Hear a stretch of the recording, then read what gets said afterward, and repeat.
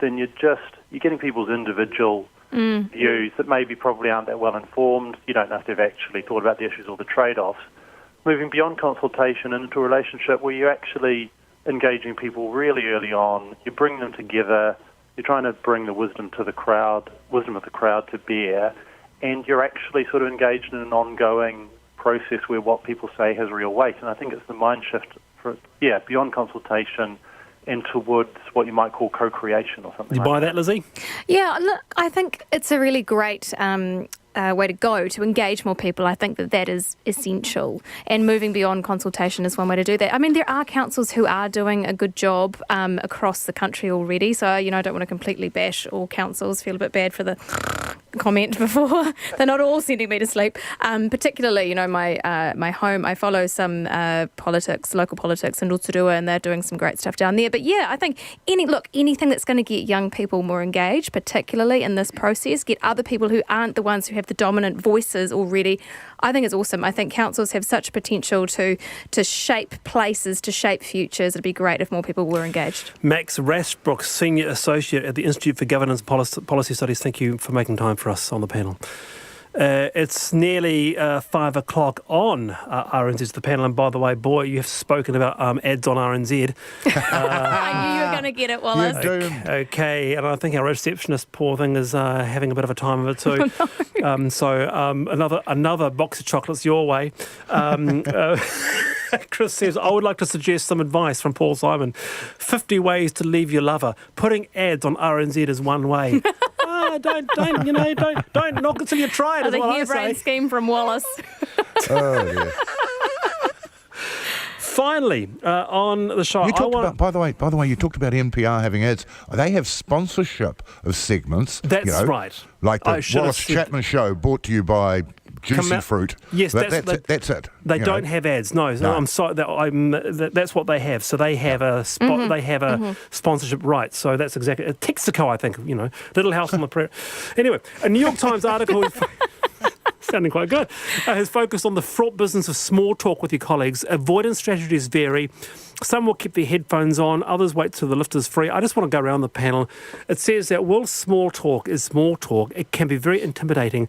People find it hard, but it is actually vitally important to keep people together. Both of you, are you good at small talk? Are you bad at small talk? It's quite hard to do. Well, I talk to myself a lot because I work by myself. I don't have any work colleagues. I live in a small house in a remote rural area out on a beach. Bill, do you want to ring up for a chat every now and then? No, I'm fine. I actually quite like it. But no, it was an interesting theory there. I just think some people are shy, some people are extroverts, some are introvert. It's just how it works. I think this is a very good example of someone called Lindsay Mannering making up a story that actually fits the New York Times length. I don't know, Lizzie, because small talk for some can be quite scary. Yeah. Because you don't know what to do beyond how are you. Gosh, the weather's nice. What to say next, and you can sort of shut down. No, absolutely. I think I was quite lucky that I was put into all sorts of weird situations early on where I had to learn how to do it, but it can be quite exhausting. So I think, engage if you want to and be polite, but don't feel a huge amount of pressure. Sometimes you actually just want to listen to your music. Good on you, exactly. Lizzie Marvelley, Bill Ralston, fantastic stuff this afternoon. Thank you very much. Kia ora, Wallace. Someone else Chapman back 3:45 sharp tomorrow. Checkpoint next.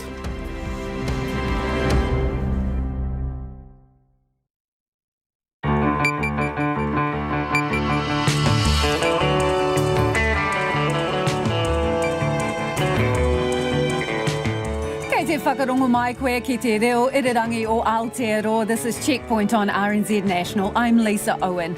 E haere aki nei, with the stroke of a pen, Fonterra nuked $605 million, and with all those zeros went the quest for world dairy domination.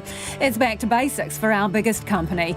Canterbury University apologises to the family of a student whose death went unnoticed for weeks. National has until 5 p.m. tomorrow to pull its attack ads. So who's issued the ultimatum? And legendary Olympic runner Sir John Walker reaches the finish line on his council career. Some fruit and veggie growers are sour over new visa quotas for foreign seasonal workers, and the PM has promised an airport pickup for a late visitor. RNZ News at 5. Kia ora, ko Susana Leata with tēnei.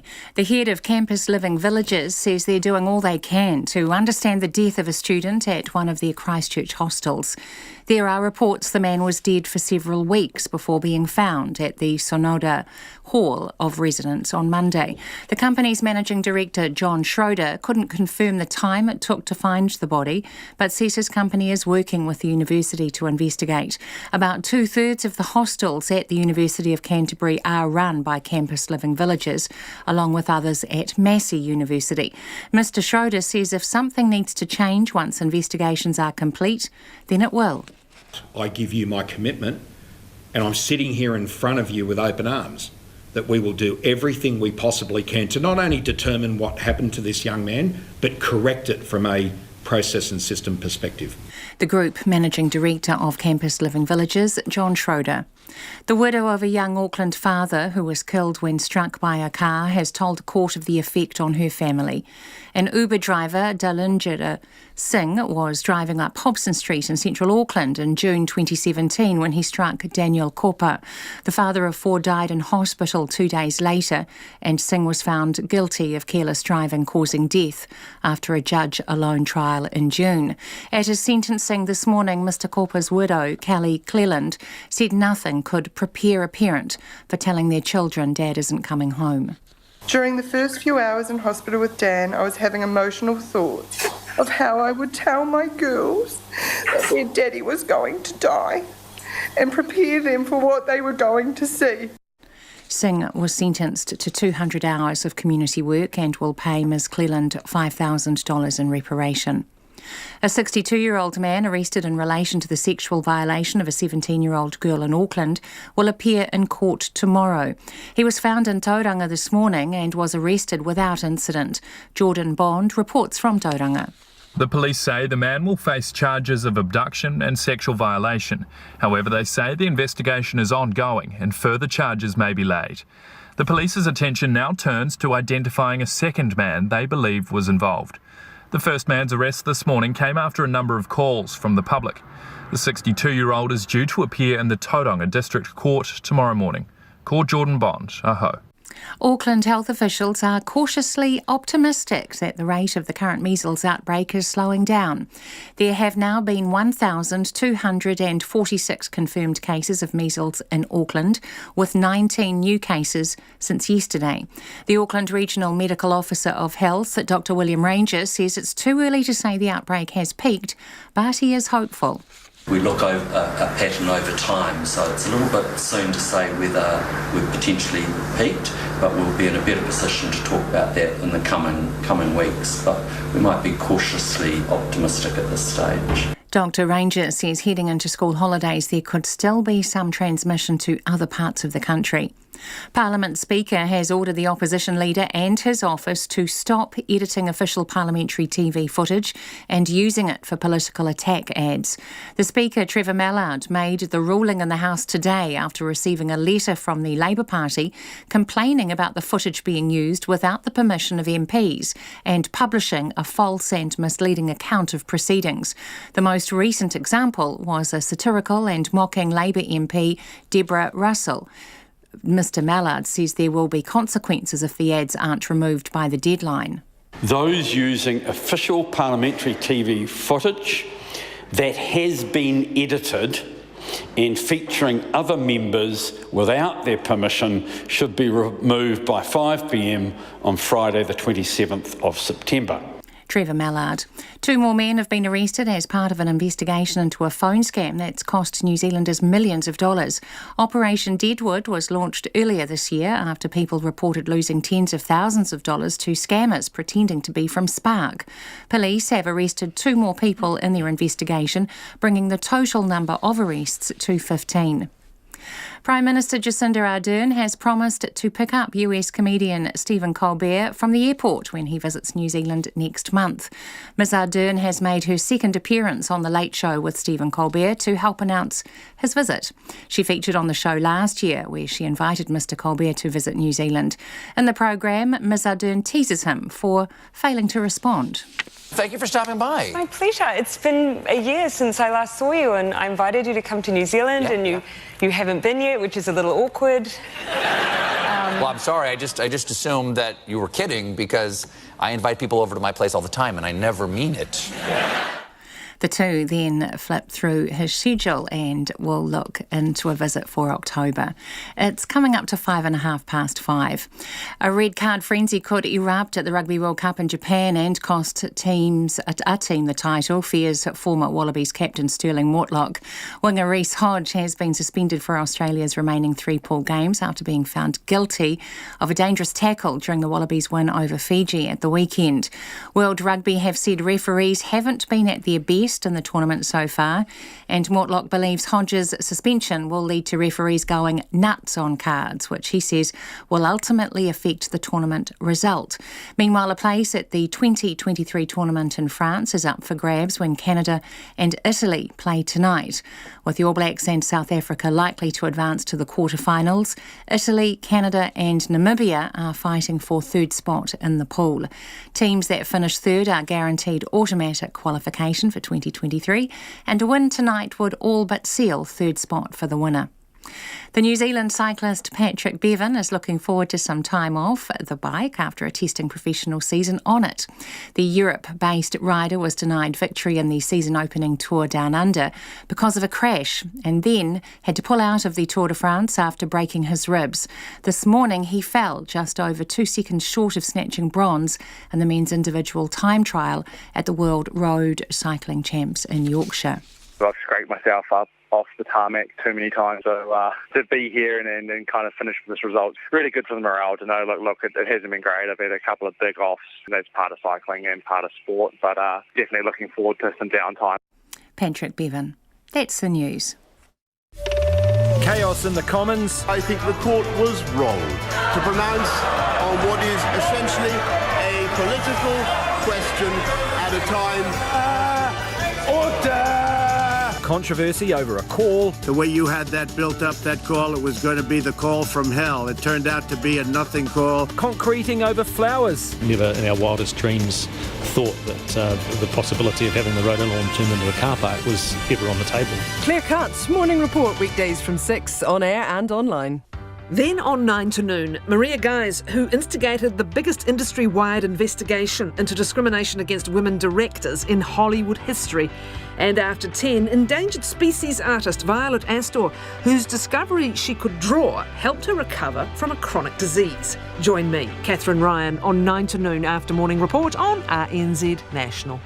Now the short forecast from Met Service to midnight tomorrow. Northland to Kapiti, including central high country. Occasional showers, more persistent about higher ground overnight, easing tomorrow. For Gisborne, Hawke's Bay and the Tararua district, fine apart from areas of rain about the ranges.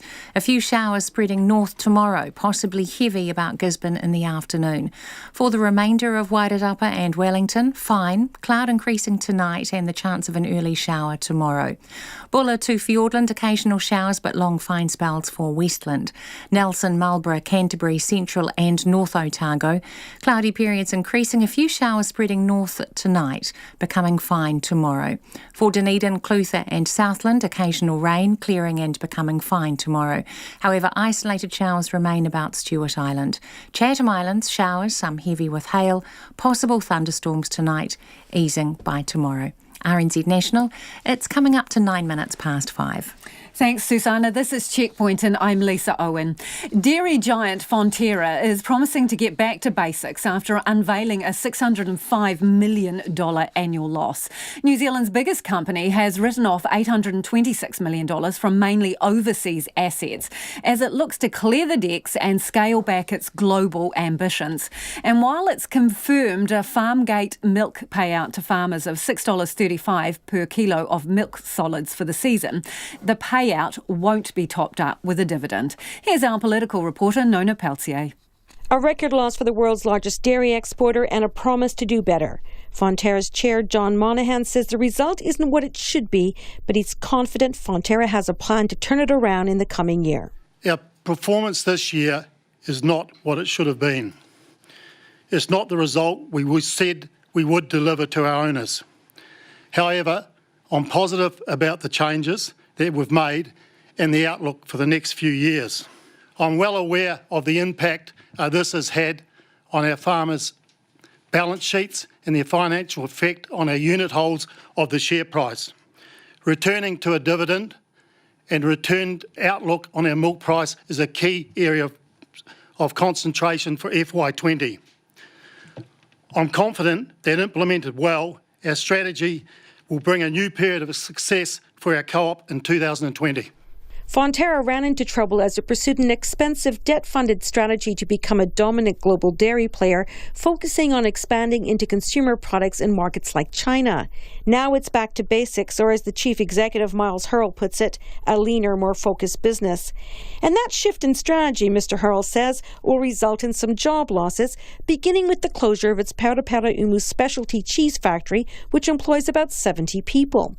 Fonterra plans to consolidate all of its specialty cheese operations at its Eltham site in South Taranaki, which will add about 35 jobs. At this point, I'm also going to let you know this morning we've been speaking to our people at a specialty cheese site in Toroto and Paraumu about the tough decision we've had to make to close that plant.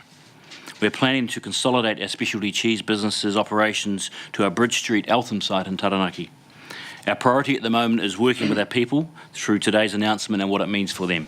Kapiti's Mayor Kay Guranathan says the closure comes as a shock, despite rumours about Fonterra's restructuring plans. As mayor, I feel very sad for what's happened, and I'm looking and feeling that I know that I'll be talking to the unions to make sure these workers' interests are looked after. Kay Guranathan says it's an unfortunate fact that small regions such as Kapiti take the hit when big companies like Fonterra make poor decisions. The dairy giant is now pinning its hopes on its new strategy to focus on adding value to local production. Miles Hurrell says a return to the co-op's roots will deliver growth. We started as a number of small co-ops. You could argue a little bit inefficient across that model. Coming together as one has created a whole lot of efficiency. As the last few years we've gone out and to grow our global footprint, to become a global dairy giant, to make a difference in the lives of 2 billion people, the things we talked about. This really does say we've got this fantastic product here in New Zealand.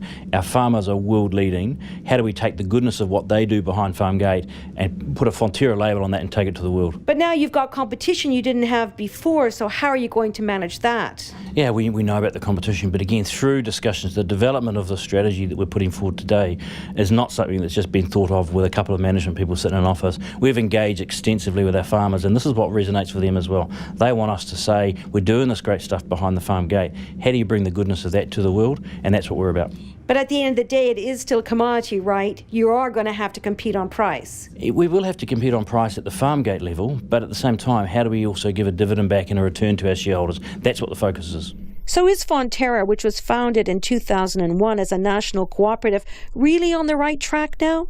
ANZ agricultural economist Susan Kilsby says the company's strategy lacks the wow factor. But I think that's actually a good thing. So what they're really driving for is simplicity, returning to their core roots, and really trying to derive value for the milk that's produced here in New Zealand and not be distracted by a lot of investments in other parts of the world. Susan Kilsby thinks Fonterra has largely turned the corner, although questions still remain about the value of some of its offshore assets. Down on the farm, Geraldine farmer Ard Hendricks says now is the time for the company to deliver. It would be pretty sad if it got any worse. I mean, they've written down quite a few things, so I think they had a good look now at the books and what they've actually owned or want to get rid of, and I think from here I can only see upwards trends. That hope shared no doubt by Fonterra's 10,500 farmer supplier shareholders who've been frustrated by rising debt and costs from the company's troubled expansion. For Checkpoint, I'm Nona Peltier. And we'll hear more from Nona in business news later in the programme. Canterbury University launched an independent investigation after the death of one of its students at a hostel went unnoticed for weeks.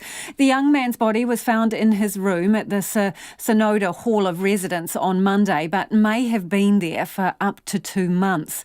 The university's website says Sonoda, which is privately operated but has a contract with the varsity, offers support and pastoral care and has 2 resident assistants at the hostel to help students. But it seems nobody noticed the student hadn't been around. I talked to the university's Vice-Chancellor, Cheryl Della Ray, a little earlier, and she told me she'd spoken to the young man's family. I've given priority to the needs of the family who are in a state of extreme pain and grief. This has affected all of us very deeply, and our concern has been about the family's needs, the needs of our students and our staff, and as I indicated earlier, making sure that we do everything that we can to find answers to the questions that we all have. Okay, one of the primary questions is how long has the death of the student gone undiscovered? Reports are up to 2 months. Can you tell us? Lisa, the answer to that question will come forth through the police investigation. But for a number of weeks, is that your understanding? At this point in time, I will not speculate, but we do know it for some time. I don't, at this point in time, have an answer to that specific question.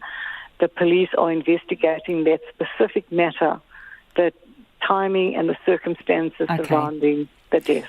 In your discussions with the family, what have you said to them? I'm deeply sorry. In the university, we will do all we can to find the answers to these questions, and then to make sure that whatever needs to be done by way of remedial or corrective action to ensure that this never happens again will be done. And we are undertaking to that. So in essence, you've apologised to them? I have. I'm very sorry that this has happened. I've shared that with them. What do you think pastoral care is? What is pastoral care in your mind? Pastoral care is looking after the whole of the student, which would include the cognitive or the intellectual needs, as well as the emotional and physical needs of the student. We have on campus those services, but the investigation will point out where we might do differently. Right, because I'm sorry to interrupt, but I wanted to relate this to the circumstances that are now unfolding. So Sonoda offers pastoral care. The Hall of Residence says on your website that they offer pastoral care. Have they done that in this case? The information we have is what we do student surveys regularly. We get reports regularly, but in the specific instance, that's precisely the term that will be covered by the investigation, answering what happened or did not happen in this specific instance. I'm asking your opinion here, Vice-Chancellor. Do you think, from all that you know, that pastoral care at the right level was offered here?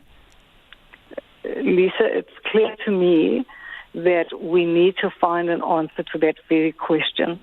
And I'm committing that we'll do all within our power to make sure that we find the answers. And when I have it, I am undertaking to share that. So what are your expectations then around this? Because do they have contractual obligations to you, the accommodation provider? And what are those around looking after the students? There is a contract with the university. It's been in place for some time. It's been updated and renewed. Some provisions have been changed over the period of time to improve the level of care. But as I indicated, the independent investigation as well as the police investigation will inform us to what extent those undertakings were met and or if there were any gaps in the arrangements, and we will address those. Don't you already have the answer to that very simple question about pastoral care? If you have a young man that has been dead for a number of weeks and nobody at the halls of residence apparently noticed, don't you have the answer to that question about whether pastoral care was adequate? Lisa, I have to repeat what I've said earlier. I am seeking answers to those questions. I'm deeply concerned about it, and for that reason, we've taken the decision to have an independent investigation to find answers to these very questions. So which other halls of residence does this provider administer? Several of the others. The total extent of the service provider is in the area of 2/3 of the total number. So have you checked up on the students that are in those other complexes? Yes, we have, since this has come to my attention. How so? How have you done that? We have, in each case, checked up. We've provided opportunities for every student in those halls, and my team will make sure that they follow that through. So this student was living in, what was described as an apartment-style accommodation. Some areas are communal with separate bedrooms. Did no one notice that they hadn't seen him? Lisa, that's a question, as I've indicated, that I have as well. It's a question that the police are asking, and it's a question that the independent investigators will seek answers to. And what answers have been given to you? About the resident advisors as well. When did they last see him? The police are investigating those, and we are cooperating as fully as possible. But I'm sure you are asking those questions yourself. The accommodation provides 3 meals a day, and by all accounts he hasn't been turning up for weeks. Lectures, hasn't been turning up for weeks. Lives in an apartment-style accommodation, won't have been cited for weeks. 2 resident advisors on site and many more staff, you say, not cited for weeks. We're just trying to understand, why did no one raise this? Lisa, as I've indicated, I am seeking answers to those very questions. When I have the answers, I will share the answers with you. Are all other residents still in the Sonoda Hall of Residence? The opportunity to be relocated has been provided to the Sonoda residents. Some of them have opted to use that opportunity, others have not. So how many have moved out? The process is ongoing, so the offer is still there and the arrangements are being made. So when you last heard, how many students had taken the opportunity to move out? Not many, but I expect over the next few days that number might change. So the other students in the apartment area where this student was, have they chosen to stay or go? Several of them have chosen to exercise the opportunity to move. And that's Canterbury University Vice-Chancellor Cheryl Della Ray there. It is almost 23 minutes past 5 and you're with Checkpoint on RNZ National. Let us know what you make of that. The halls of residence where this young man was staying cost about $17,000 a year, and as they say, they are supposed to provide pastoral care and 2 on-site student assistants in essence. How much attention should they be paying to the students? You can text us on 2101. You can tweet us at Checkpoint RNZ or send us an email, checkpoint@rnz.co.nz. The Prime Minister, Jacinda Ardern, has concluded her quick-fire trip to New York with a second appearance on The Late Show with Stephen Colbert. The CBS host, a massive Lord of the Rings fan, has confirmed he's coming to New Zealand next month. The brief interview came on another busy day for the Prime Minister, who's in the city for the UN Leaders Week. Our Deputy Political Editor, Craig McCulloch, is following the trip in New York. New Zealand Prime Minister Jacinda Ardern, what are you doing here? A case of deja vu for Stephen Colbert, with a prime ministerial pop-up on his late night show and a reminder of a personal invite issued roughly a year ago in the same studio. I invited you to come to New Zealand and you haven't been yet, which is a little awkward. Indeed, Ms Ardern proffered an invite last year during a much longer sit-down, even offered to make the comedian a citizen of Hobbiton. Her return was a last-minute addition to the PM's schedule, as she and Colbert purported to scour their diaries for an agreeable time for his visit. Next week, that is Crabfest, I'm afraid. That is. The two finally settling on a date in several weeks' time. And I'll pick you up at the airport. It's a deal. It's a deal. I'm going to New Zealand in October.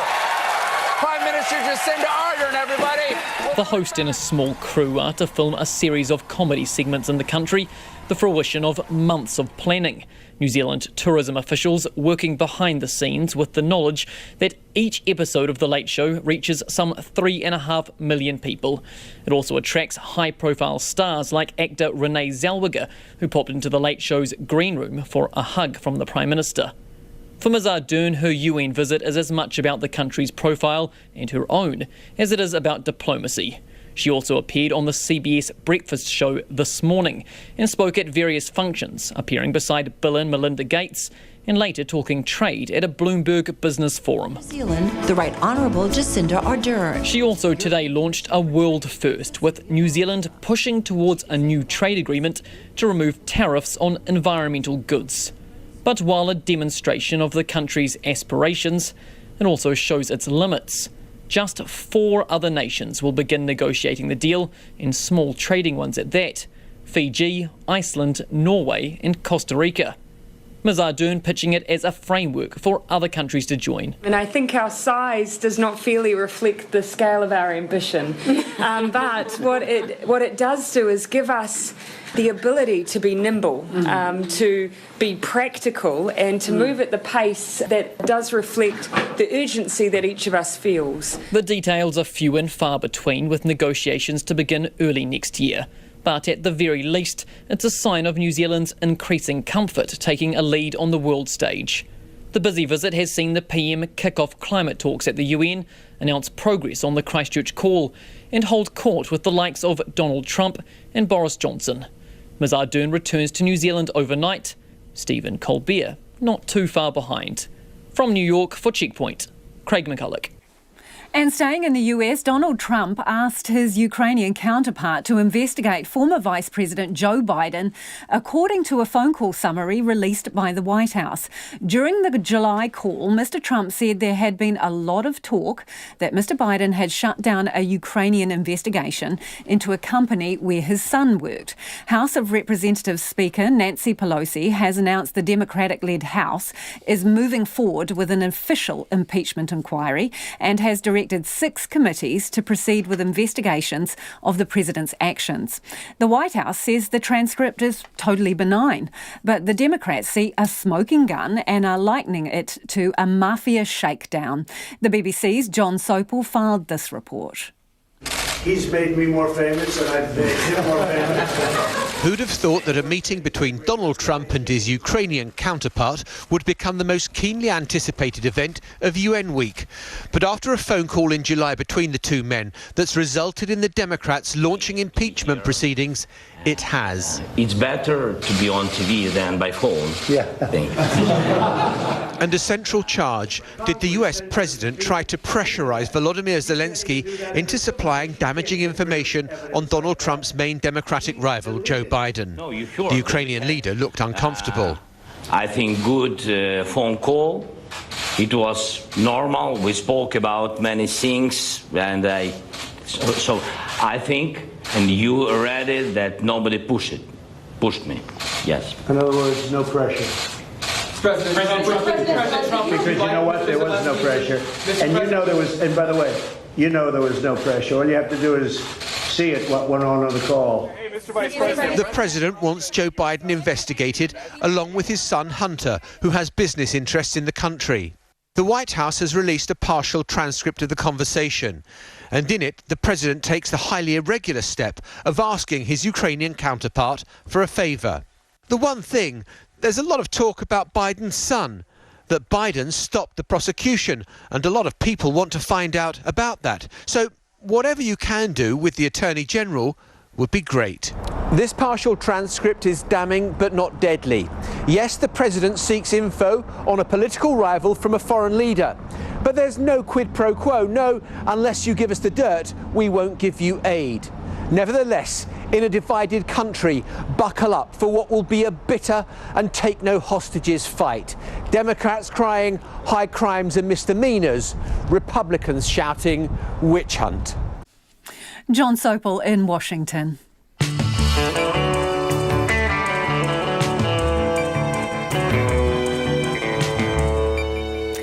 coming up on Checkpoint on RNZ National, Parliament Speaker cracks down on National's attack ads. More seasonal workers are set to hit our shores, but is it enough? And rugby minnow Uruguay pulls off a Rugby World Cup miracle. We'd love to hear from you about anything you've heard on the program so far today. Text us on 2101. You can tweet us at Checkpoint RNZ or send us an email, checkpoint@rnz.co.nz. Right now, though, Susanna is standing very by with the headlines. Canterbury University's Vice-Chancellor has told Checkpoint an independent investigation will find answers to questions about the adequacy of the pastoral care at halls of residence. Cheryl Delaray says she has apologised to the family of a student whose body was found at the Sonoda Hall of Residence on Monday, reportedly weeks after he died. She says the university gets regular reports from the accommodation provider Campus Living Villages. The widow of a young Auckland father killed by an Uber driver has told a court of the effect on her family. Daljinder Singh's car struck Daniel Kopa on Hobson Street in 2017 and was found guilty of careless driving causing death last June. At sentencing today, Mr Kopa's widow, Callie Cleland, told the court nothing could prepare a parent for telling their children Dad isn't coming home.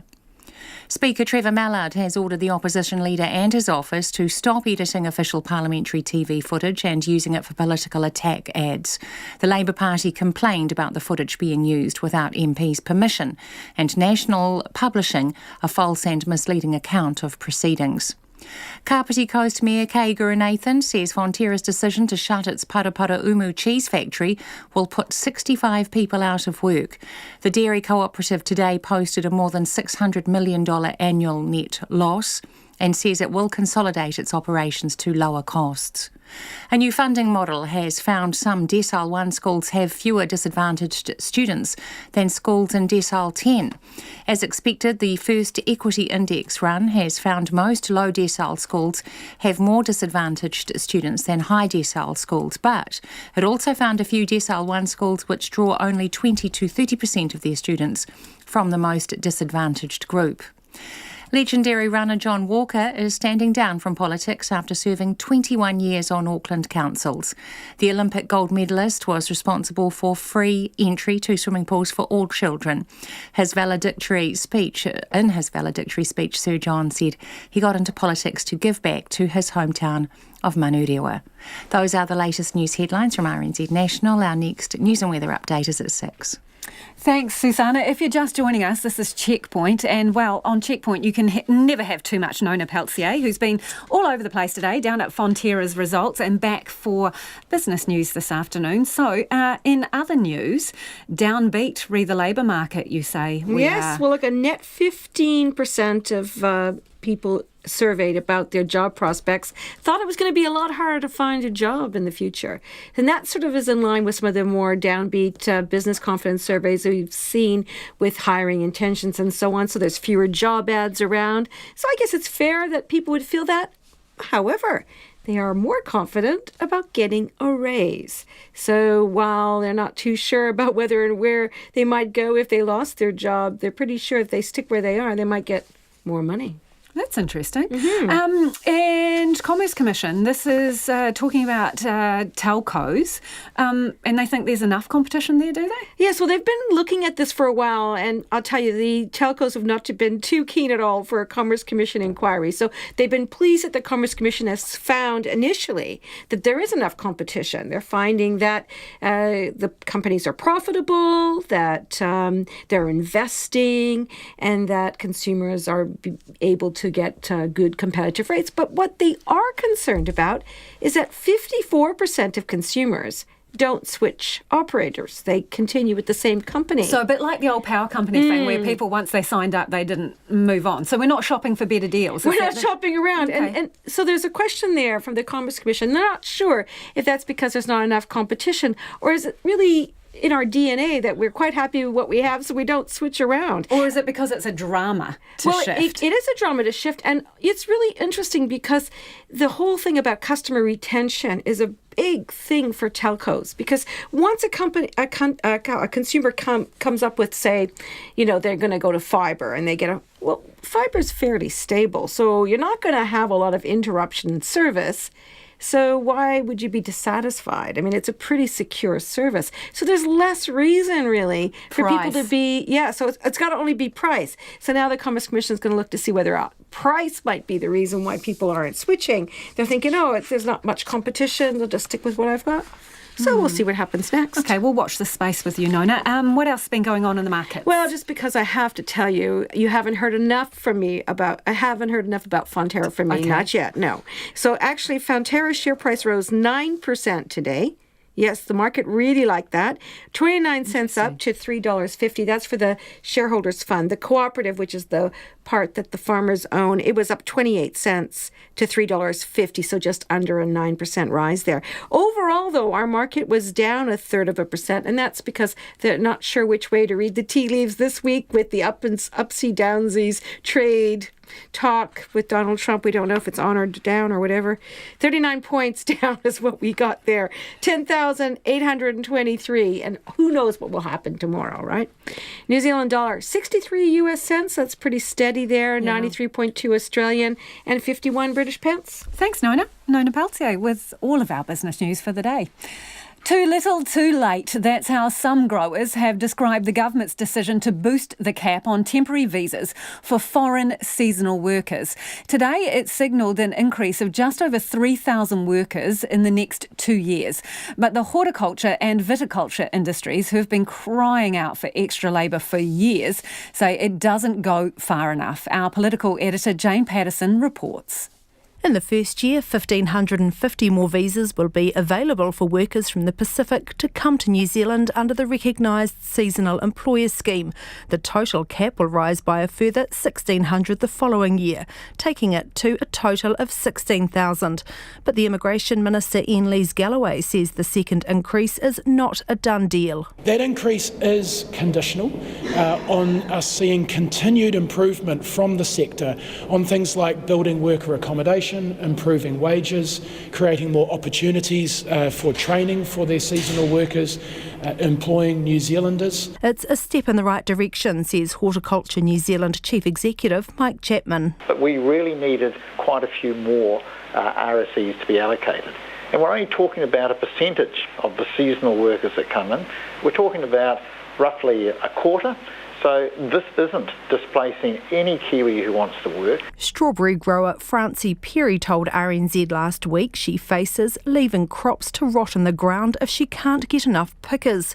She says not only is the increase announced today not large enough, but they needed a decision back in July to give officials the time to allocate the extra numbers to individual growers. If we don't get some help from Immigration New Zealand, then again we'll miss the boat for our own harvest, and again we'll have fruit rotting in the field. Mike Chapman says having a government decision earlier should be considered in the upcoming review of the scheme. We're looking at how we can, on a more empirical basis, work out the number for each year without it being late, so that all sectors benefit from it. The Minister says any issues for early harvesters like strawberries will be sorted for next season. I've heard very clearly from the sector that if they have more certainty about their ability to get the workforce that they need, that will give them confidence to make the changes that government is looking for. So we have heard that call for greater certainty. No comfort though for Ms Perry.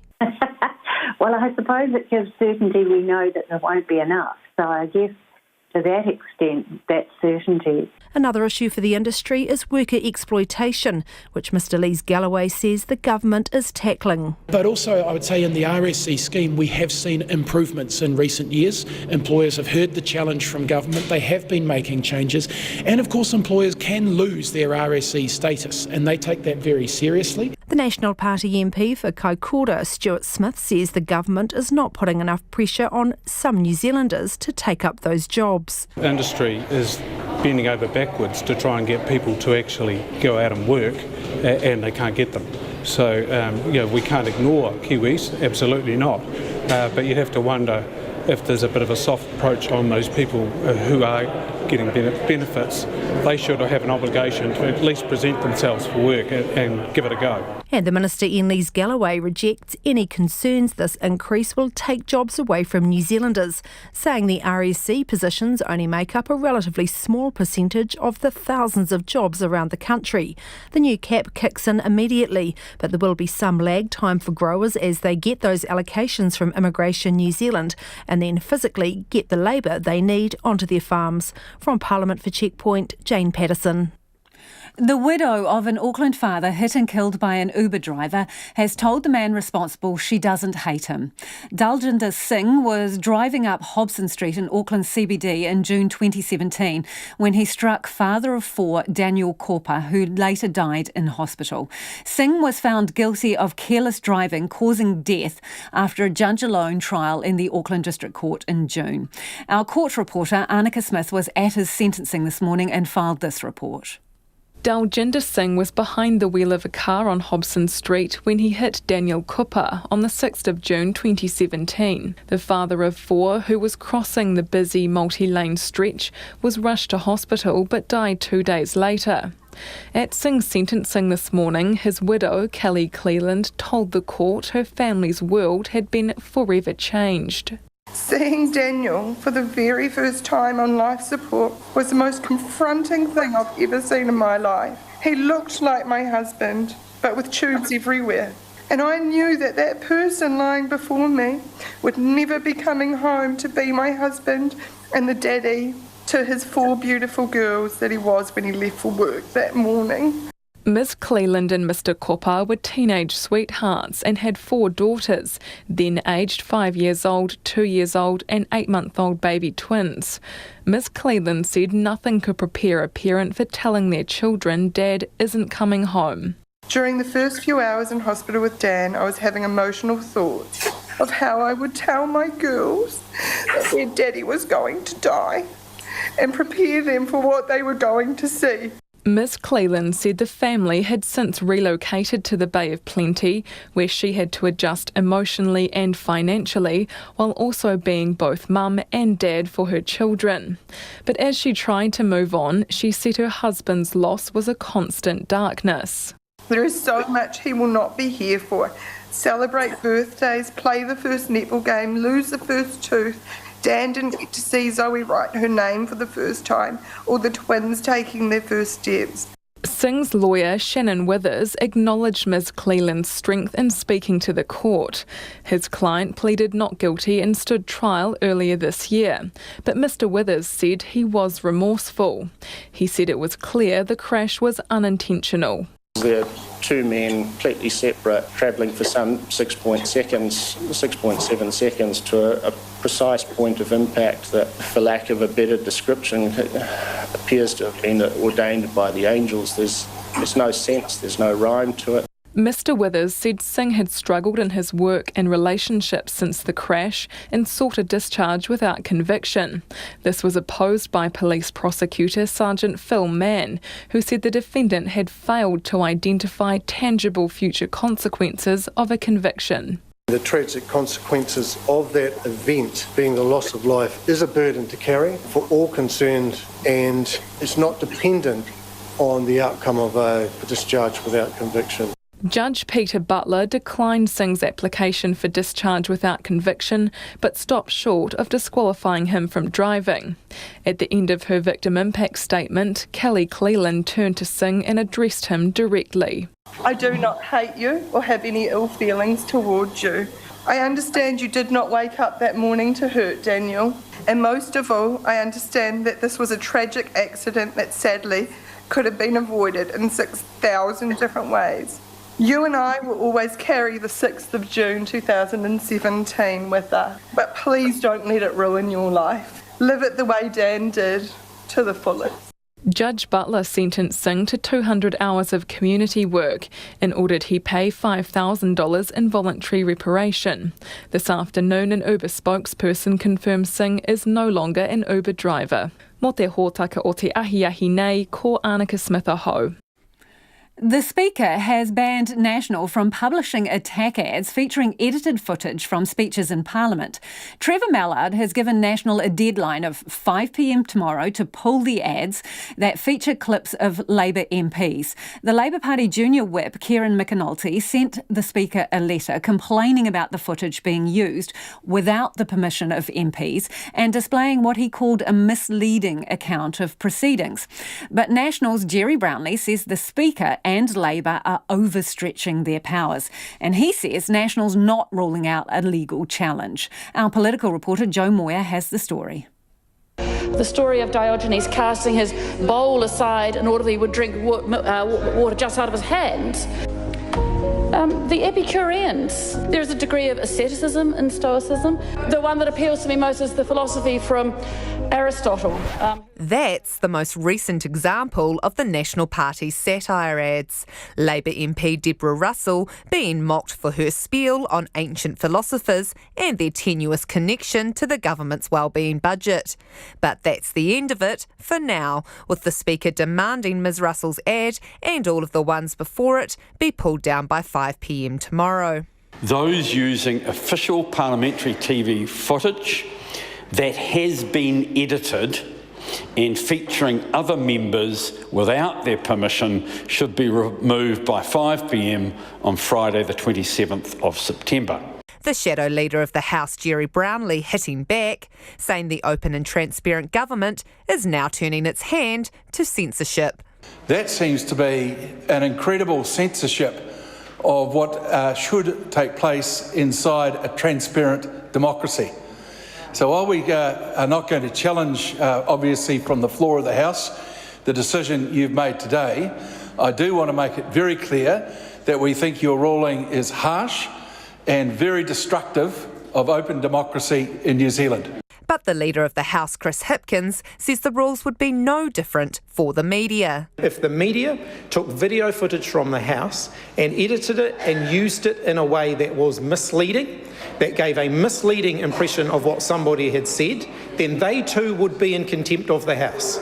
The New Zealand First Leader Winston Peters says 4 decades ago, nobody would have dreamed of Parliament footage being used in this way. Well, the fact is, if it's strictly followed as a record of the House, the Speaker's got no objection. But when someone's clipping the ticket, so to speak, and doctoring the evidence, then that should be stopped. And no way, 4 decades ago, when this Parliament went to broadcast by television of Parliament, did we ever contemplate that sort of malpractice. Both Mr Peters and Mr Hipkins have called out the National Party for being hypocritical by demanding footage not be used in this way when they were in government, and now arguing the opposite from opposition. The Green Party co-leader James Shaw says Parliament should be as public as possible, but that means showing a full video, not just a slice of it. He says that's the point the Speaker is trying to make. My understanding is that what he's saying, he's actually not passing judgment on what a political ad is. What he's doing is he's enforcing the standing orders that the Standing Orders Committee itself came up with, including those that were insisted on by the National Party. As for the future of attack ads, the National Party's online crack at the Prime Minister could hold the answers. I haven't brought the details with me into the House. I will not answer questions. No one in New Zealand thinks that's a good answer. I just simply cannot answer that. From Parliament for Checkpoint, Joe Moyer. It's about 12 minutes away from 6. I'm Lisa Owen and you're with Checkpoint on RNZ National. Let us know what you think about it. Is it thin-skinned? Is it censorship, a handbrake on democracy? Or is it fair cop and misuse of the footage from Parliament? You can text us on 2101. You can tweet us at Checkpoint RNZ or send us through an email. We love a good old-fashioned email, checkpoint@rnz.co.nz. Rugby minnows, Uruguay, are the giant killers of the Rugby World Cup, having overcome Fiji 30-27 yesterday in Kamaishi. It's only Uruguay's 4th World Cup and the win over Fiji, their 3rd ever win in the tournament. And if they can do it again against Australia or Wales, they could be off to the quarterfinals. Checkpoint reporter Alex Perrottet and cameraman Nick Monroe filed this report. The Fijians looked threatening with their thimbi, and their opposition were on notice of their good form. Only days before, the Fijians reached a 9-point lead over Australia before being overrun in the second half. They keep it tight now, they swing short side, and here comes the try! The teams traded try for try in the opening quarter before the Uruguayans exploited Fiji's mistakes and, using overlaps and plenty of support play, started to break away. But the Flying Fijians were always in contention, coming back with clever plays and 3 second-half tries, but could only land 1 out of 5 conversions. This one, after the full-time gong, would have drawn the game at 30-all, but it bounced off the upright. That misses. Here it is. Here is the moment. Uruguay, incredible. Uruguay posting its 3rd ever Rugby World Cup win, and they celebrated like they'd won the cup. Man of the match, Felipe Berchesi, scored 15 of the team's 30 points. Really good day for Uruguayan rugby today. I hope everybody could see it and everybody joins to play rugby in Uruguay. We need more players. We are a really small union, but we keep showing the world that we're in a good place, and they have to support us because we prove ourselves strong today. It's only the 3rd time in Rugby World Cup history that a team has lost while scoring 2 tries more than their opponents. Coach John McKee lamenting the goal-kicking and handling errors. Today our goal-kicking was a factor in the game. You know, I think we only kicked 1 goal, and you know, when you lose by such a narrow margin, the goal-kicking could have made a difference. Fiji now face a mammoth task to qualify for the quarterfinals. They play a must-win game against Georgia next Thursday. For Checkpoint, Alex Perrottet. And to the UK now, addressing a rowdy and adversarial House of Commons, UK Prime Minister Boris Johnson has gone on the attack, accusing Jeremy Corbyn of trying to thwart Brexit and running scared of an election. Mr Johnson has been forced to return to the UK after a decision from the UK Supreme Court voided his suspension of Parliament. He's now accused the opposition of having an obsessive desire to overturn the result of the Brexit referendum, and is challenging them to topple him in a no-confidence vote or get out of the way and give the British people the Brexit they voted for. The BBC's Laura Koonsberg reports. Boris Johnson racing back from New York to face MPs' anger. But on this dangerous road, the Prime Minister chose tonight to whip up the rancour himself. Statement, the Prime Minister. No regret, no remorse. He questioned the judge's ruling yesterday. It is absolutely no disrespect to the judiciary to say I think the court was wrong to pronounce on what is essentially a political question. He chose attack as the best form of defence rather than give answers, goading the opposition to bring him down. Out of sheer selfishness and political cowardice, members opposite are unwilling to move aside and give the people a say. We will not betray the people who sent us here. Jeremy Corbyn's response, he should go. After yesterday's ruling, Mr. Speaker, the Prime Minister should have done the honourable thing and resigned. But there were verbal punches back. He can't control his own party. He can't decide whether he's for leave or for remain. He's being held captive by his colleagues. The electorate are being held captive by this zombie parliament and this zombie opposition. And he wants the entire country to be held captive in the EU after October the 31st at a cost of more than £1 billion a month. We say no. I say no. Let's get Brexit done and let's take this country forward.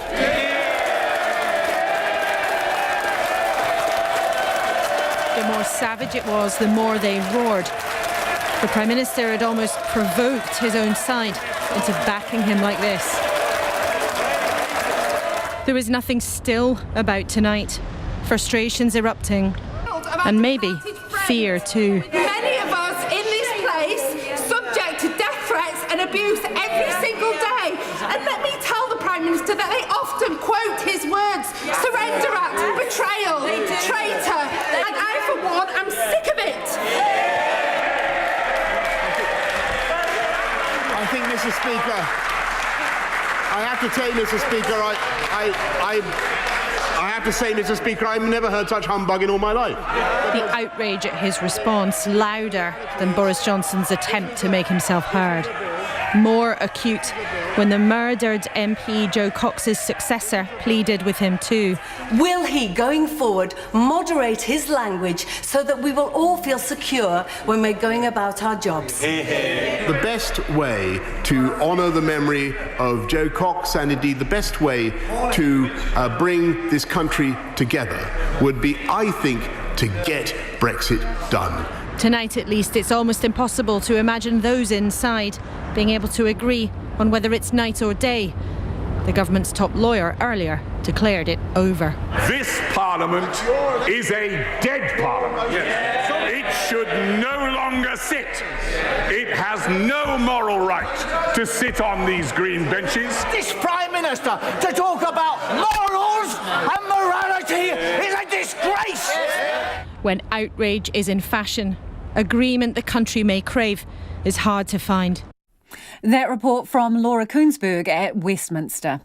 The new sole owners of the Warriors are confident they can bring stability and success to New Zealand's lone NRL Rugby League franchise.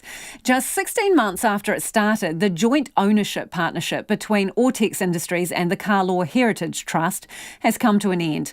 The financial arm of Auckland Rugby League, the Trust, has sold its 2/3 share in the Warriors to the Auckland business, making Ortex outright owners.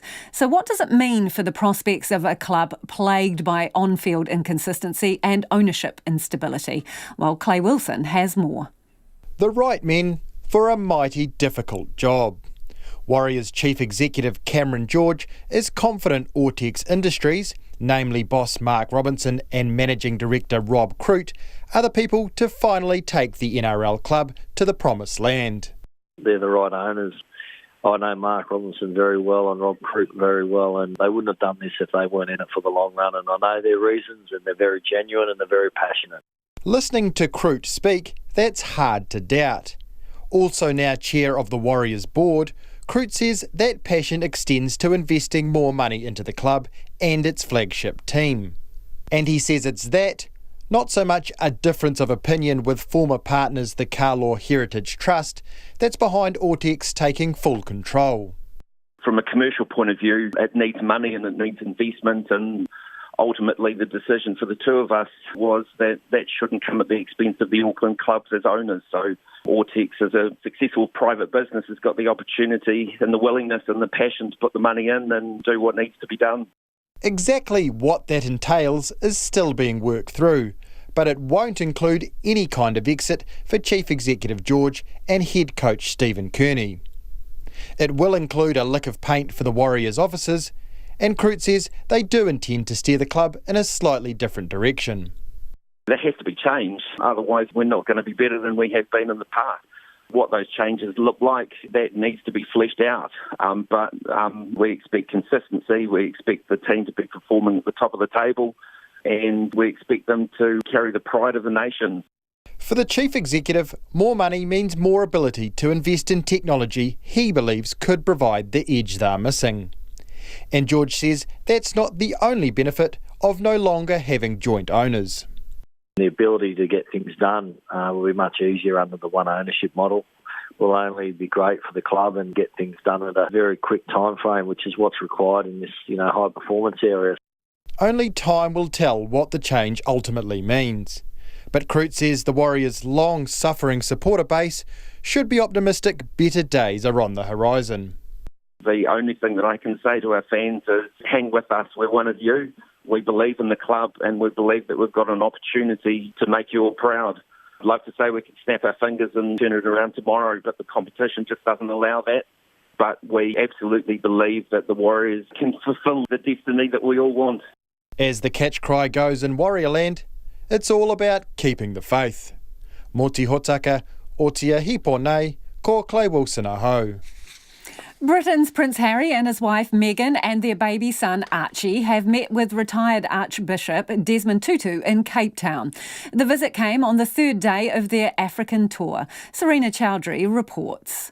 Britain's Prince Harry and his wife Meghan received a warm welcome in Cape Town on Wednesday as they met retired Archbishop Desmond Tutu and his daughter Tandeka. Also in tow with the couple, 4-month-old Archie on his first royal engagement. Tutu, a Nobel Peace Prize laureate and a veteran of South Africa's anti-apartheid movement, appeared delighted to meet the young baby. The 87-year-old, who's been battling prostate cancer for years, has largely withdrawn from public life. He and his wife Leah had earlier said they regarded the chance to meet the Duke and Duchess of Sussex as a rare privilege and honour. The engagement took place at the Old Granary, one of the oldest buildings in Cape Town, where the Clerics Charitable Foundation is based. The royals are on the third day of their African visit, their first overseas tour since the birth of Archie, their first child.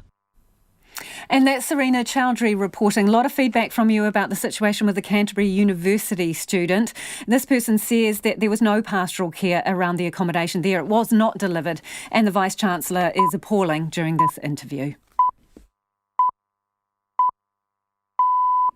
RNZ News at 6. Ngā mihi nui ko Susana Lei Atawa tēnei. The Vice-Chancellor of the University of Canterbury has apologised to the family of the student whose dead body was undiscovered for weeks in a university hostel. A student's body was found at the Sonodar Student Hostel on Monday, which is privately run under a contract from the University of Canterbury. The Vice-Chancellor of the University, Cheryl Delaray, says she and other staff are devastated by what has happened, and she has apologised to the man's family. I deeply regret that this has happened. I share that with the family, and as I said, I will continue to support the family by working with them directly. That means me in person, but as we go through and walk with them through a time that is devastating for the family, as you might imagine. Cheryl Delaray says the university has commissioned an investigation to ensure a similar tragedy cannot happen again. Kapiti Coast's mayor says he's upset by Fonterra's decision to shut its Parapara Umu factory, which will put dozens out of work. The dairy cooperative today posted a more than $600 million annual net loss and announced it's consolidating operations to lower costs. Its cheese-making facilities at Te Roto will close and 65 people will lose their jobs. Kapiti's mayor, Kay Guru Nathan, says the closure comes as a shock, despite rumours about Fonterra's possible restructuring plans. As mayor, I feel very sad for what's happened, and I'm looking and feeling that I know that I'll be talking to the unions to make sure these workers' interests are looked after. Mr Guru Nathan says the area has a strong economy and it will be able to withstand the job losses. The search is continuing for a missing 9-year-old girl who was swept away from a West Coast river this morning. Senior Sergeant Brent Cook says the girl was white-baiting with an elderly man when they were both swept by a current. He says the man was rescued this morning and was given medical treatment. Search and rescue teams are currently looking for the girl. The National Party MP Jerry Brownlee has accused the Speaker Trevor Mallard of censorship over a ruling on the party's use of parliamentary video footage. Mr Mallard ruled that by tomorrow the National Party will need to take down all its attack ads that contain parliamentary TV, following a complaint from the Labour Party that they were posted without MPs' permission and are misleading. Jerry Brownlee says the ruling is harsh and destructive of open democracy. It would appear that what you are saying is to members of this House that we are more constrained in making comment about political statements that are made in this House than any outside media might be. That seems to be an incredible censorship of what should take place inside a transparent democracy. National MP Jerry Brownlee. Nationals leader Simon Bridges says he's not ruling out a legal challenge to the Speaker's ruling. The Auditor-General has found Waikato health bosses flouted their own rules in contracting a California-based IT company to create a virtual doctor online. HealthTap's mobile app was dumped after a 2-year trial and a cost blowout of $10 million, Ruth Hill reports.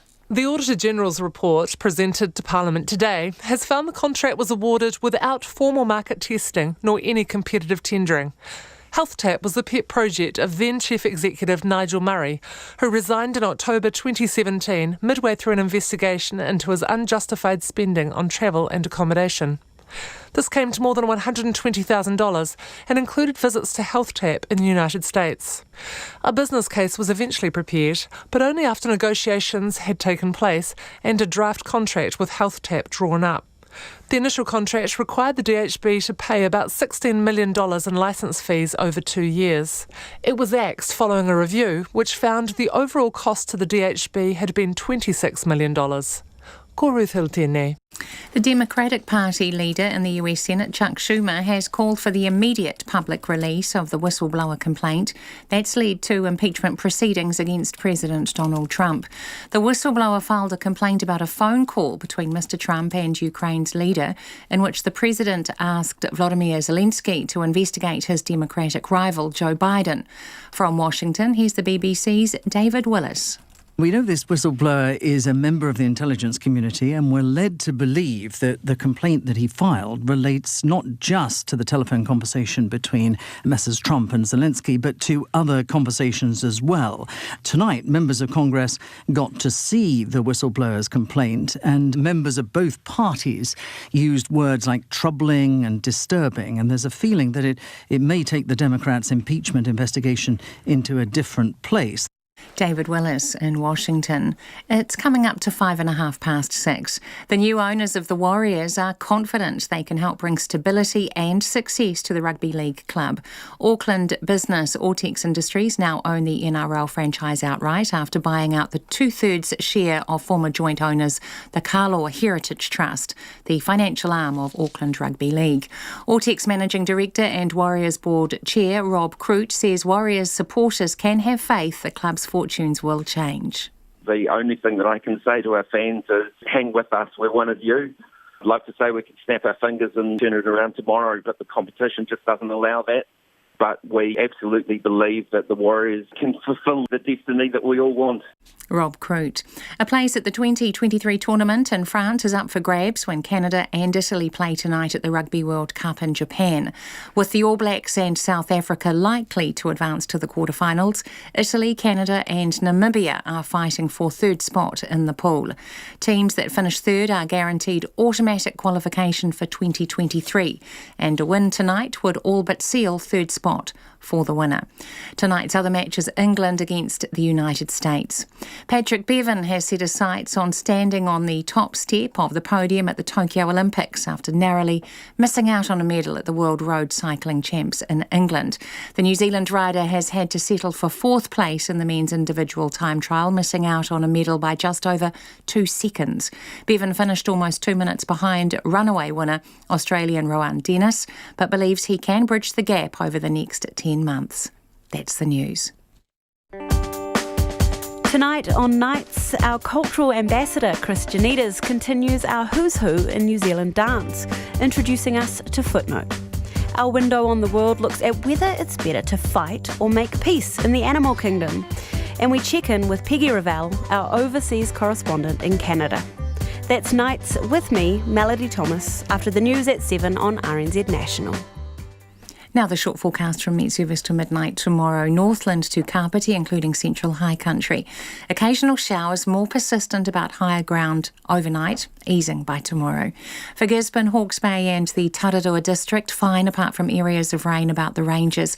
A few showers spreading north tomorrow, possibly heavy about Gisborne in the afternoon. For the remainder of Wairarapa and Wellington, fine. Cloud increasing tonight, the chance of an early shower tomorrow. Bulla to Fiordland, occasional showers but long fine spells for Westland. Nelson, Marlborough, Canterbury, Central and North Otago. Cloudy periods increasing, a few showers spreading north tonight, becoming fine tomorrow. For Dunedin, Clutha and Southland, occasional rain, clearing and becoming fine tomorrow. However, isolated showers remain about Stewart Island. Chatham Island, showers, some heavy with hail, possible thunderstorms tonight, easing by tomorrow. RNZ National, it's 6:08. Thanks, Susanna. This is Checkpoint and I'm Lisa Owen. The University of Canterbury and campus living villages have broken their silence 3 days after discovering the death of a student on their watch. The New Zealand man was dead for a number of weeks before being found at the Sonoda village in Ilam, Christchurch on Monday. The university says it will reconsider the contract it has with the hostel provider, which houses about 2,000 students at the university. Katie Todd reports.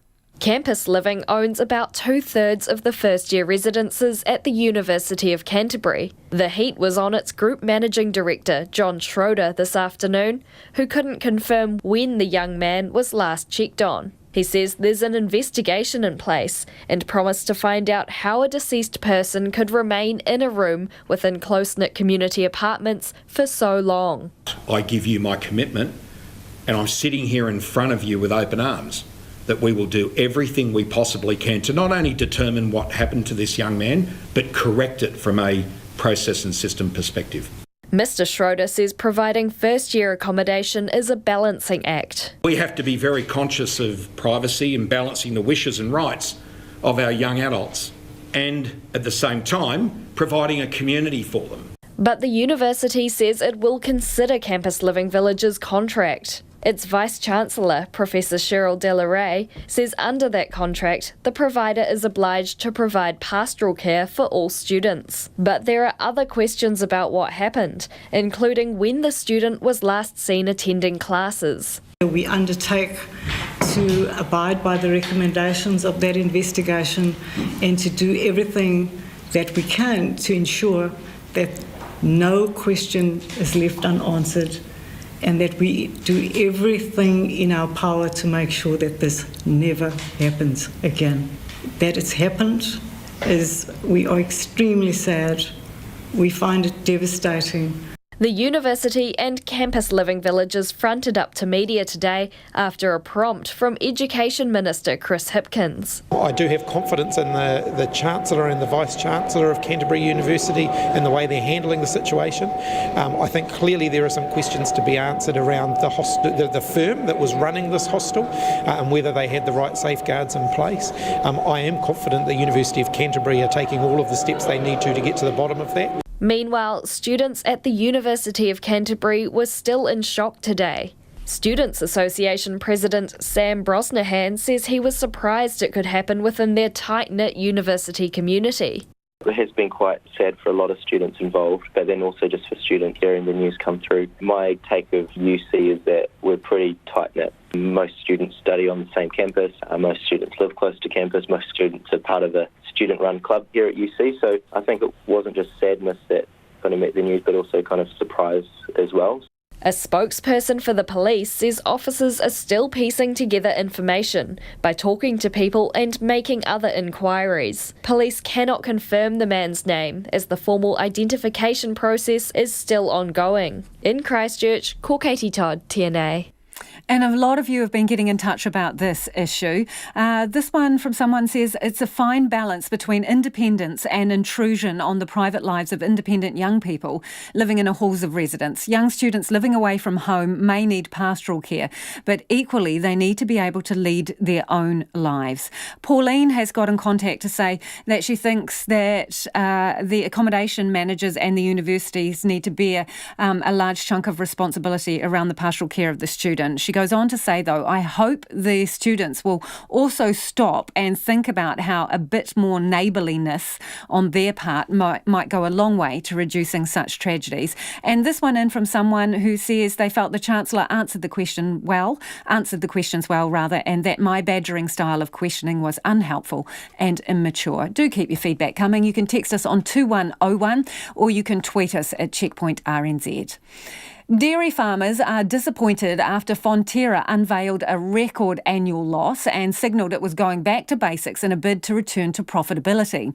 New Zealand's largest company posted a $605 million loss after writing down assets to the tune of $826 million. Its boss says that's prompted a fundamental rethink of the cooperative's business, one that its farmer suppliers hope will pay dividends after its troubled expansion.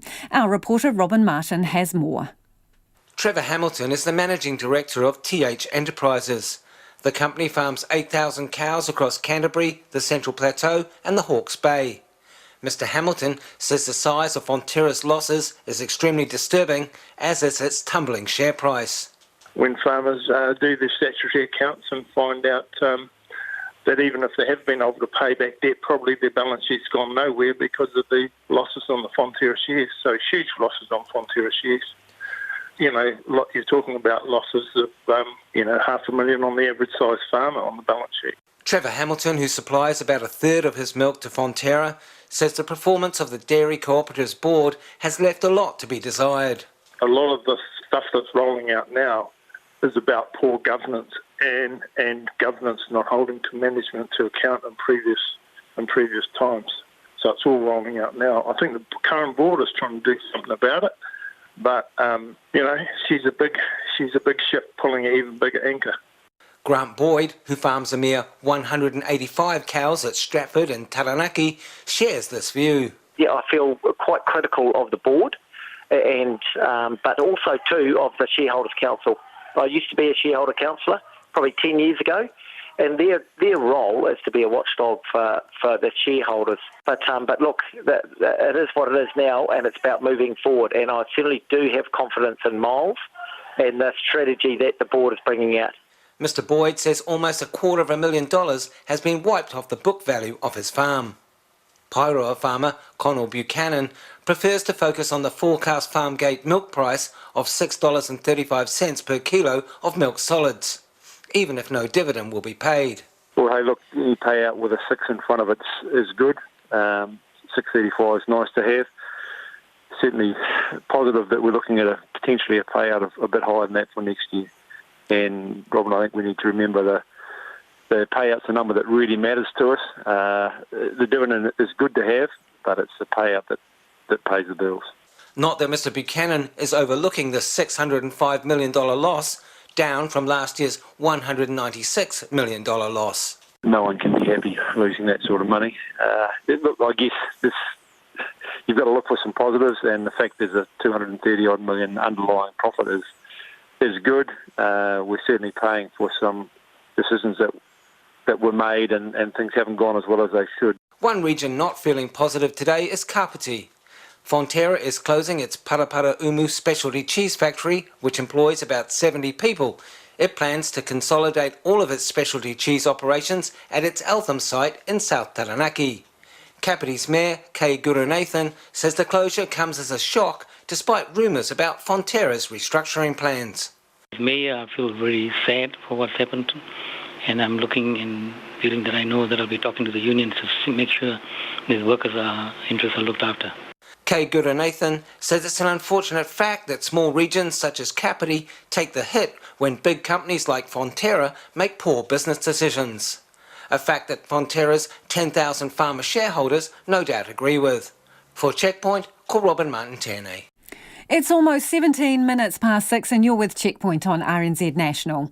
Legendary Olympic runner Sir John Walker, who became a champion of the right for all kids to learn how to swim, has made his farewells to the Auckland City Council as he battles Parkinson's disease. Sir John and Westy Greenie, Penny Hulse, are the only two councillors not running in this year's election. Both made their valedictory speeches today after more than 20 years in the job. Rowan Quinn was there. There won't be one of us in this room that don't remember that picture, John, of those flowing locks. I used to have hair like that as well. I never ran that fast though. And how you made all of us as New Zealanders so proud with your achievements. Mayor Phil Goff summing up how many Kiwis think of Sir John in the famous photo of him winning 1,500-metre gold at the Montreal Olympics. But after a running career that saw him hold many records and become the first person to run a mile in less than 3 minutes 50 seconds, he turned his hand to local politics. Helped by his daughter Caitlin to the lectern today and with his entire family in the audience, Sir John recalled how a friend suggested he stand. I was raised in Manurewa, and it seemed a perfect way for me to repay my hometown for the love and support that I received as a child and then during my long running career. Much of his work is focused on his passion for ensuring all children can learn to swim. While on the Manukau City Council, he successfully pushed for free entry for kids into public swimming pools, a policy that was eventually adopted for the whole city. And his Find Your Field of Dreams charity helped more than 1 million kids learn to swim who might not have otherwise been able to afford to. He says he's incredibly proud of that work and of the many council decisions that have helped make Auckland a sophisticated city. But for Sir John, working has become tough. Parkinson's is a degenerative brain disease that affects the ability of people to move and speak. The last years have been very difficult for me, and I would like to thank you, councillors and staff, for all your compassion and understanding. To the councillors that have helped me out of my chair and bought me tea and coffee, thank you. You know who you are. As she gave her own valedictory speech, former Deputy Mayor Penny Hulse said Sir John was one of the good blokes in politics. I am still in awe of being in the same room as one of New Zealand's greatest heroes, and you will be missed. So I just acknowledge that deeply from the bottom of my heart, and occasionally when I've needed a hug, you've been there. Ms Hulse, the self-described proud Westie, is standing down after 27 years, first on the Waitakere City Council, then Auckland Council. Mr Goff says she's had a profound impact on the city's environment, including fighting Cody dieback. She began her career as a protester, fighting the expansion of a rubbish dump in Swanson. She says while that was thrilling and fun, she soon realised the real bravery was in rolling up your sleeves to find a way forward, and she moved into politics. She was on the front line of zoning changes in the unitary plan. The meetings in St Heliers and Milford and some of the meetings on the shore were probably some of the most abusive, angry and menacing meetings I've ever been to. I've never been scared at a meeting, but I was scared at St Heliers, and that just speaks to me of something that's actually going on in our city. Why are people driven to this level of anger when you're simply saying we want to build affordable houses for our kids and the next generation? And Ms Hulse took a swipe at the petty politics and trolling she says has crept into council life, much of it flourishing on social media. And I always feel the urge to leap up at the meetings and go, look out of the windows, it's actually out there, it's them we're working for, not to score points off each other. Te aroha, te Penny Hulse and Sir John Walker were each farewelled with a waiata, with both saying they're looking forward to spending more time with the families who have supported them so much through their long careers. I tāmaki makaurau mō te hōtaka o te ahiahi ko Rowan Quinn tēnei. Smaller airlines are reluctant to take on provincial routes that Jetstar have dropped, saying they can't cope and can't compete against Air New Zealand. Jetstar, a subsidiary of Qantas, announced yesterday its plans to end its 5 regional services from December because they're not making any money. Harry Locke has this report. Sounds Air runs 9 scheduled routes across New Zealand, connecting several smaller towns to Wellington and Christchurch. While those affected by Jetstar's decision to ditch the regions might be looking for other airlines to fly to the rescue, Sounds Air's chief executive Andrew Crawford has ruled that out.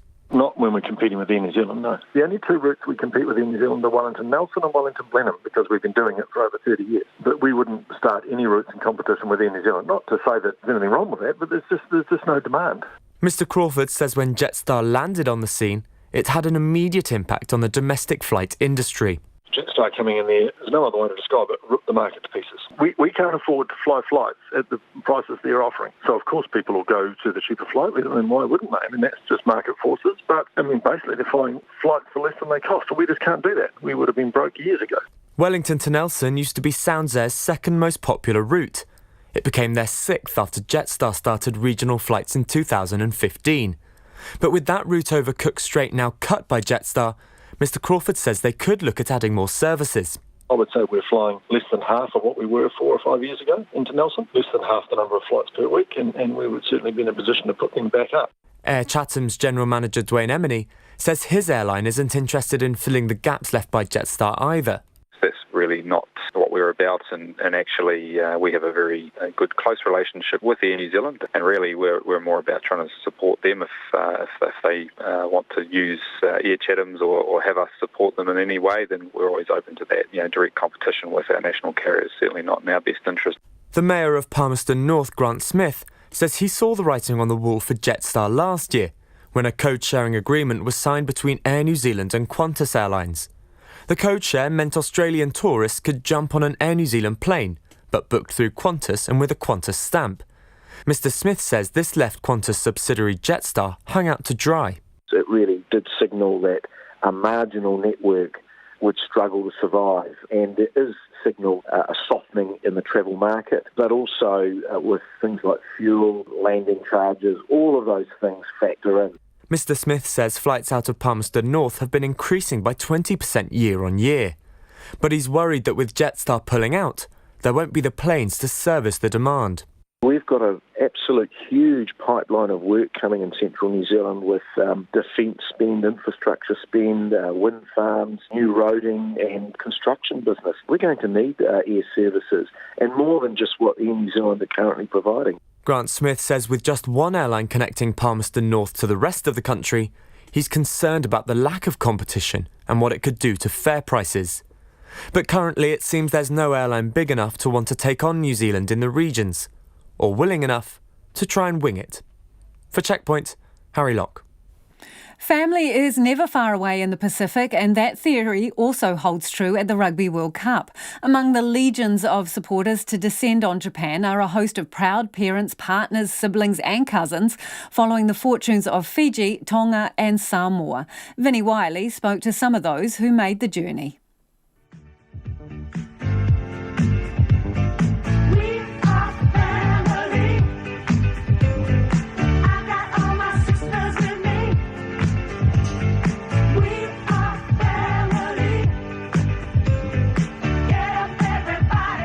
There was no shortage of singing in the stands when Fiji, Tonga and Samoa kicked off their World Cup campaigns in the last few days. Some of the loudest cheers came from friends and family who have travelled thousands of kilometres to support their nearest and dearest. Sake Waikere made the trip from Suva to Sapporo with some friends to watch his cousin Leone Nakarawa play in Fiji's World Cup opener against Australia. We're here to support him, and definitely we're coming for a win, so we're looking forward to that. And I know it's going to be a good game, even though Australia are playing as underdog today, so definitely we'll catch up with them. While Sake's premonition of a Fiji win did not come to fruition, he remains confident they can advance to the knockout rounds. Carmel McKee is a proud New Zealander but is in Japan to support her brother John, who has coached the Fiji team for the past 5 years. We've become really committed to all the teams that are in the Pacific and the importance of rugby and some of the issues that they face in terms of which countries they play for and what contribution they make to the game, because without the Pacific nations, rugby wouldn't be what it is in the world. Husband Mike Cagney says family is at the core of what the Fiji team is all about. We were privileged to be at the jersey presentation last night, and I've got to say, tear my pride. The whole of Fiji nation's behind them. That was apparent last night. They have the families there, and look, it means everything to these guys. That's great to be part of. Sandy Tuipulotu was born and raised in Tonga's capital, Nuku'alofa, but has spent the past 3 years in Japan studying at Hokkaido University. A big rugby fan, she leapt at the chance to watch the Ikaletahi open their World Cup campaign against England in Sapporo. Because it's also like I will be graduating on Wednesday, so this is also best time for me, and including my family are coming as well. They are heading downstairs, maybe somewhere. How many of your family are here? Both of my parents and my sister and my nephew. Tonga are in the so-called pool of death at the World Cup, alongside England, Argentina and France. But Tuipulotu will be cheering no matter what. I hope our boys will done well, and I'm not sure what the result is, and whatever the result comes up will be for us to praise them. Family support also means the world to the players on the field. Samoa First Five Tusipisi is competing at his third Rugby World Cup and says familiar faces from home provide a big boost. Yeah, it's really special. It's a blessing to have my boy here and my wife here. It just lifts us at 23rd, 24th man, so it's special. Teammate Alapati Leua scored 2 tries in a man-of-the-match performance against Russia and says it meant a lot to have loved ones in the stands watching on. My wife just arrived yesterday with a few of the girls. My little one's on the way. So it's emotion, obviously my first World Cup as well. And I'm happy that my wife here for me. With a baby due in March, Leua could have the ultimate bedtime story to tell if Samoa can reach the knockout rounds for the first time in 24 years. In Japan, for Checkpoint, ko Vinnie Wiley tēnei. And finally tonight, there's been a lot of feedback coming in on Parliament's Speaker banning National from publishing attack ads featuring edited footage from speeches in Parliament. Now, Trevor Mallard has given National a deadline, and that deadline is 5 p.m. tomorrow to pull the ads that feature clips of Labour MPs. Andrew has texted in to say, all around the democratic world, things are becoming tribal and people becoming polarised. National's use of video that misrepresents things is the type of action that feeds further polarisation. Not only is it fake news, Andrew says, it is dangerous and they should know better. But the final word on the feedback front, I think, should go to Kerry Burke, who has just got in touch to say, as the speaker who introduced TV coverage of any and all debates in the late 1980s, I never envisaged editing for partisan purposes and would have ruled exactly as Speaker Trevor Mallard has done so today. Hey, we appreciate all your feedback. Thank you so much for getting in touch, and we've enjoyed your company this evening. Don't forget, you can catch up on all of your viewing online and see some of our Checkpoint stories there. Our news team will keep you up to date through the evening, and we, of course, will be back tomorrow, Friday. Yay! See you then. RNZ News headlines at 6:30. Canterbury University's Vice-Chancellor won't say yet whether the operators of a hostel where a student died failed to provide pastoral care. National says it may make a legal challenge to the Speaker's ruling that it pulled political attack ads using edited parliamentary footage. Internal Affairs Minister Tracy Martin says she has confidence in the Royal Commission of Inquiry into Abuse in Care after meeting with commissioners. Ihu Mātau protesters have interrupted Auckland Council's last meeting of this term, singing, chanting and unfurling protest signs. Search and rescue teams are continuing to look for a 9-year-old girl swept away at Hokitika River mouth this morning. Our next news and weather is at 7. Take the pulse of the day's news every weeknight at 10. On the other side, there are people saying, well, he's a disaster. He's lost every single vote that's been held in his premiership in Parliament. He's been found to have broken the law by the